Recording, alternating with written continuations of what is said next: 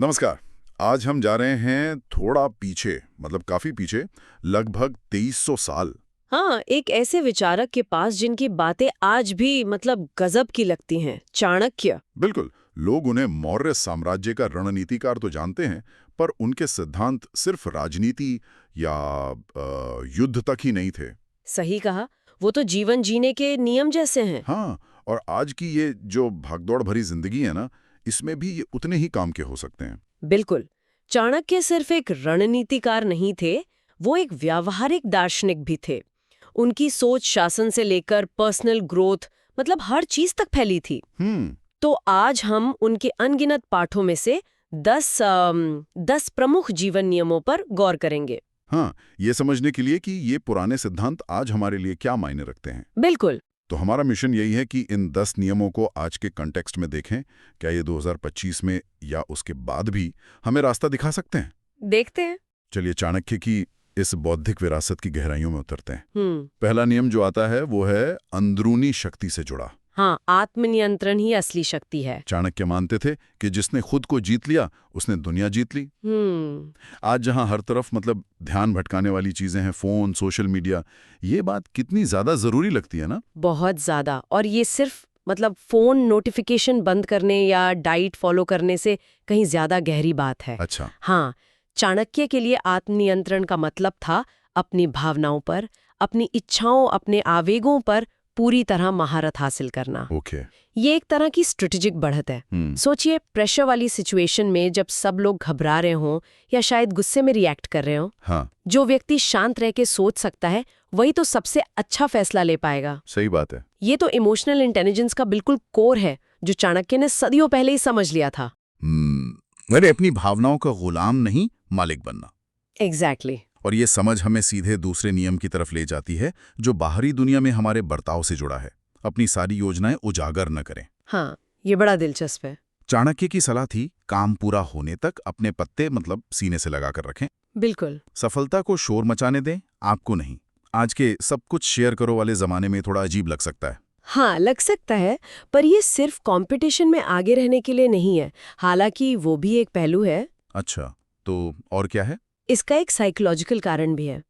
देखिए, जब हम अपनी योजनाओं के बारे में बहुत पहले ही और बहुत ज्यादा लोगों को बता देते हैं, तो हमें बाहरी रिएक्शंस, शंकाएं और कभी-कभी तो फालतू की सलाहें भी झेलनी पड़ती हैं। हाँ, होता है ऐसा। इससे हमारी मेंटल एनर्जी बढ़ जाती है, ध्यान काम करने से हट सकता है। सही। तो ये जो गोपनीयता है, ये आपकी एनर्जी को फोकस रखने में मदद करती है।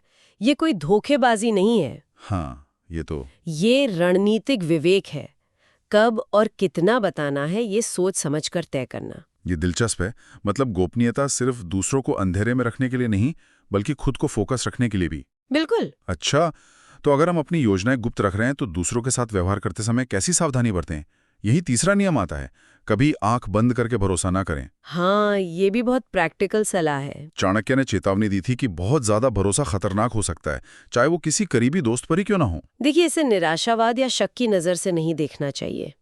चाणक्य असल में यथार्थवाद की बात कर रहे थे, रियलिज्म। ओके। भरोसा कमाया जाता है, आंख मूंद कर दिया नहीं जाता।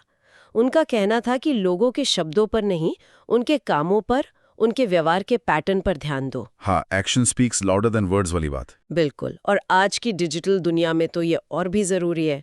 हम अक्सर लोगों से ऑनलाइन मिलते हैं या जानकारी को बिना वेरीफाई किए मान लेते हैं।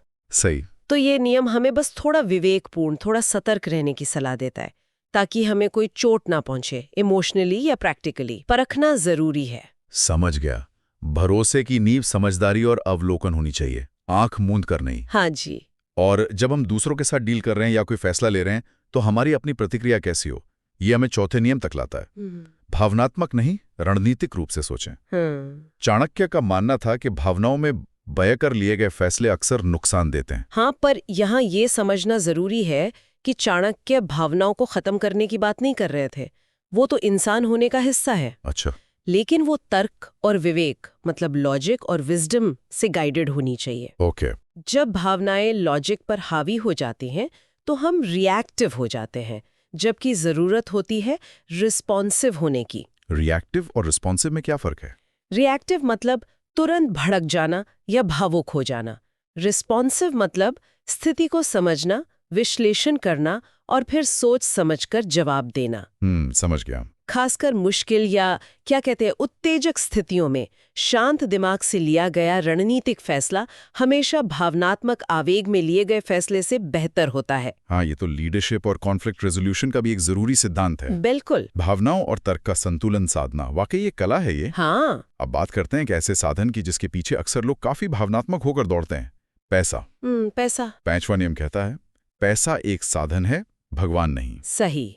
चाणक्य ने धन के महत्व को माना, लेकिन उसे जीवन का अंतिम लक्ष्य मानने से मना किया। बिल्कुल सही। देखिए, चाणक्य अर्थशास्त्र के ज्ञाता थे। वो पैसे के मैनेजमेंट और उसकी अहमियत को बखूबी समझते थे। हाँ, बिल्कुल। राज्य चलाने या जिंदगी जीने के लिए पैसा तो जरूरी है, लेकिन उनका नजरिया ये था कि पैसा एक शक्तिशाली टूल है जिसका इस्तेमाल एक अच्छी जिंदगी जीने और बड़े लक्ष्यों को पाने के लिए किया जाना चाहिए। सही। प्रॉब्लम तब शुरू होती है जब पैसा खुद ही लक्ष्य बन जाता है और इंसान उसकी अंधीन दौड़ में अपनी सेहत, रिश्ते, मानसिक शांति सब खो देता है। हाँ, ये तो हमने देखते हैं आसपास। चाणक्य हमें याद दिलाते हैं कि असली खजाना तो चरित्र है, ज्ञान है, संतोष है। पैसे का सम्मान करो, उसे सही से मैनेज करो, पर उसे अपनी जिंदगी का मालिक मत बनने दो। ये संतुलन आज के कंज्यूमर कल्चर में याद रखना बहुत जरूरी है। पैसा एक साधन है, साध्य नहीं। बिल्कुल। अच्छा, साधनों की बात चल रही है तो ज्ञान भी एक बहुत महत्वपूर्ण साधन है और छठा नियम इसी से जुड़ा है, सभी से सीखें। हाँ, ये मेरा पसंदीदा है। चाणक्य का कहना था कि सीखने के लिए हमेशा तैयार रहना चाहिए, चाहे सोर्स कोई भी हो। यहाँ तक कि एक मूर्ख व्यक्ति भी हमें सिखा सकता है कि क्या नहीं करना चाहिए। बिल्कुल सही। ये जो है ना, ये निरंतर सीखने की मानसिकता मतलब ग्रोथ माइंडसेट को दिखाता है। हाँ। ज्ञान सिर्फ किताबों या टीचरों से नहीं मिलता। हर बातचीत, हर अनुभव, हर सफलता, हर असफलता, सब एक सबक है। इसके लिए बस विनम्रता चाहिए और खुला दिमाग। सही। ये मान लेना कि हमें सब पता है, ये सीखने का सबसे बड़ा दुश्मन है। हाँ, ये तो है। दूसरों को ध्यान से सुनना, ऑब्जर्व करना और गलतियों से सीखना, अपनी भी और दूसरों की भी, यही ज्ञान पाने का प्रैक्टिकल तरीका है। सोचिए, किसी कंपनी की खराब कस्टमर सर्विस का अनुभव आपको सिखा सकता है कि अच्छी कस्टमर सर्विस कैसी होनी चाहिए। हर अनुभव एक क्लासरूम है, अगर हम छात्र बनने को तैयार हों। बिल्कुल। लेकिन सीखने के लिए या जीवन में आगे बढ़ने के लिए हमें अक्सर मुश्किलों का सामना करना पड़ता है। यही 7वां नियम आता है, समस्याओं का सामना करें, भागे नहीं। हाँ, ये भी बहुत अहम है। चाणक्य का मानना था कि जिम्मेदारियों और चुनौतियों से भागने वाले का कभी सम्मान नहीं होता, और सम्मान से भी ज्यादा वो इंसान कभी मजबूत नहीं बन पाता। चुनौतियां ही तो चरित्र को गढ़ती हैं, हमारी क्षमताओं को निखारती हैं।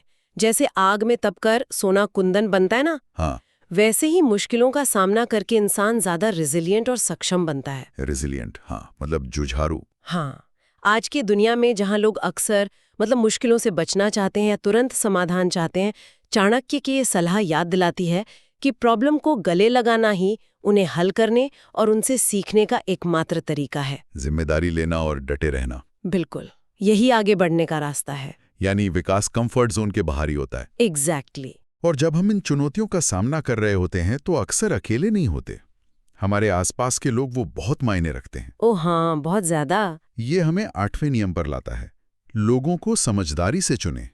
चाणक्य ने कहा था कि बुद्धिमान व्यक्ति को ऐसी जगह नहीं रहना चाहिए जहां मूर्खों का सम्मान होता हो या ज्ञान की कद्र ना हो। संगति का असर बहुत गहरा होता है। और ये सिर्फ दोस्तों या सहकर्मियों तक ही सीमित नहीं है। अच्छा? हाँ, बल्कि हमारे सलाहकार कौन है, हम किनसे सीखते हैं, यहाँ तक कि हम सोशल मीडिया पर किसे फॉलो करते हैं, ये सब हमारी सोच और हमारी एनर्जी को प्रभावित करता है। हाँ, ये बात तो है। चाणक्य पॉजिटिव, महत्वाकांक्षी और ज्ञानी लोगों के साथ रहने की सलाह देते हैं। नेगेटिव लोग, शिकायत करने वाले या गपशप करने वाले लोग, आजकल इन्हें एनर्जी वैम्पायर भी कहते हैं। हाँ, सुना है। ऊर्जा और दिशा तय कर सकती है। बिल्कुल। और ऊर्जा की तरह ही एक और चीज है जो लिमिटेड है और बहुत कीमती, समय।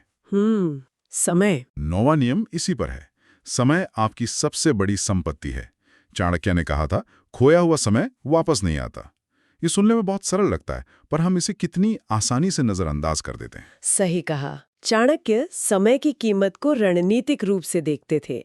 हर पल जो बेकार जाता है वो सिर्फ खोया हुआ समय नहीं है, बल्कि वो खोया हुआ अवसर है, अपॉर्चुनिटी लॉस्ट। हाँ। आज की ये जो मल्टीटास्किंग और हमेशा बिजी रहने वाली दुनिया है, इसमें ये नियम हमें प्रायोरिटी तय करने और अपने समय का समझदारी से इस्तेमाल करने की याद दिलाता है। Time management. हाँ, पर ये सिर्फ काम पूरा करने के बारे में नहीं है, ये पक्का करने के बारे में है कि हम अपना सीमित समय उन चीजों पर लगा रहे हैं जो वाकई में मायने रखती हैं। सही। 1 घंटा बर्बाद करना शायद छोटा लगे, लेकिन ये आदत बन जाए तो जिंदगी के लक्ष्यों पर बहुत बड़ा असर डाल सकती है। हर पल की कीमत पहचानना। बिल्कुल। और अंत में 10वां नियम जो इन सभी को एक दिशा देता है, एक सूत्र में पिरोता है शायद। हाँ। उद्देश्य शक्ति देता है।